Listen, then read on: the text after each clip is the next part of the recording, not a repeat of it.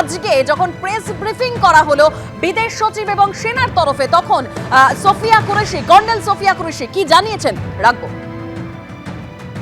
पाकिस्तान द्वारा सैन्य ठिकानों को जानबूझकर निशाना बनाने के पश्चात भारतीय सशस्त्र बलों ने त्वरित व सुनियोजित जवाबी हमले किए। Technical installations, command and control centres, radar sites और हथियार भंडार को चुनकर निशाना बनाया गया। रफीकी, मुरीद, चकलाला, रहमियार खान, सुकूर और चुनिया स्थित पाक सैन्य ठिकानों पर एयर लॉन्च्ड सटीक हथियारों व लड़ाकू जेट से प्रहार किए गए। पसरूर स्थित रडार साइट और सियालकोट का एविएशन बेस भी प्रिसीजन एम्यूनिशन से टारगेट किए गए। इन कार्रवाइयों के दौरान भारत ने कम से कम कोलैटरल डैमेज की क्षति सुनिश्चित की। ভারতের এয়ার ডিফেন্স সিস্টেমের একেবারে কামাল, একের পর এক যে ড্রোন, পাক ড্রোন তা ধ্বংস করে দেওয়া হয়েছে ভারতের তরফে। গুজরাটে বায়ুসেনার কামাল, সীমান্তে হামলা চালাতে আসা পাক ড্রোন ধ্বংস। পরপর 6টি ড্রোন, অর্থাৎ একটি দুটি নয় 6টি পাক ড্রোন উড়িয়ে দিয়েছে ভারতীয় বায়ুসেনা। পাঞ্জাবের ফিরোজপুরে পাক ড্রোন ধ্বংস করেছে ভারত।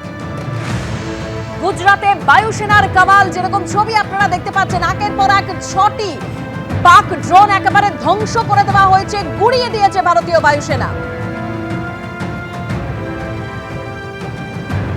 যেরকম ঠিক বলছিলাম যে ভারতের এয়ার ডিফেন্স সিস্টেমের কামাল, হরিয়ানার সিরসায় পাক ক্ষেপণাস্ত্র ধ্বংস করে দেওয়া হয়েছে। একের পর এক ভারতীয় প্রত্যাঘাতে আকাশেই গুড়িয়ে গেল ফতেহ 1 মিসাইল।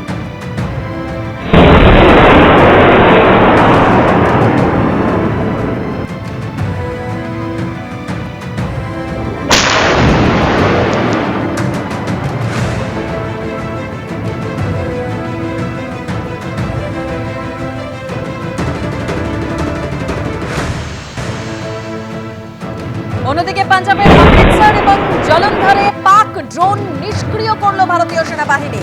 এনআই সূত্রে যা খবর, রাত বাড়তে সীমান্তবর্তী জেলা ফিরোজপুর সহ পাঞ্জাবের বেশ কয়েকটি শহরে ড্রোন হামলা চালিয়েছিল পাকিস্তান।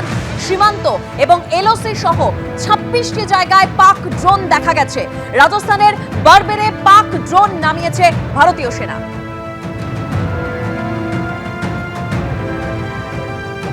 জলন্ধরে পাক ড্রোন ধ্বংস করা হয়েছে, অমৃতসরে পাক ড্রোন ধ্বংস করা হয়েছে, উধমপুর এবং বারমেরে পাক ড্রোন ধ্বংস করেছে ভারতীয় সেনা। ভারতীয় এয়ার ডিফেন্স সিস্টেমের কামাল, একের পর এক পাক ড্রোন ধ্বংস করে দেওয়া হয়েছে ভারতের তরফে।